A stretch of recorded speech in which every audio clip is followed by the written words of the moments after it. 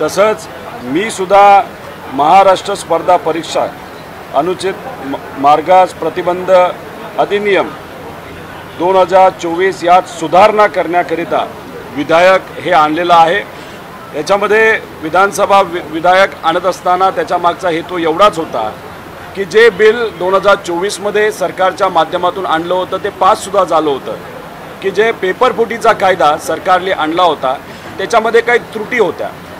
त्या त्रुटीमध्ये काही प्रमाणात जी काय त्या सजा केली जाणार होती ती थोडीशी वाढवण्यात यावी आणि असे अनेक मुद्दे त्याच्यामध्ये आहेत। त्यामुळे पुढच्या आठवड्यात याच्यावर चर्चा होईल आणि हे स्पर्धा परीक्षा पेपरफुटीच्या कायद्याच्या बाबतीत जे विधायक आणलेले नाही तर ज्यात सुधारणा आम्ही सांगितलेल्या त्या नक्कीच सुधारणा येत्या काळामध्ये केल्या जातील आणि अध्यक्ष जे बिल आम्ही आणणार आहोत पुढच्या आठवड्यात ते मान्य करून आणि सर्व आमदार त्या गोष्टीला पाठिंबा देतील अशी अपेक्षा आणि असा विश्वास या ठिकाणी व्यक्त करतो।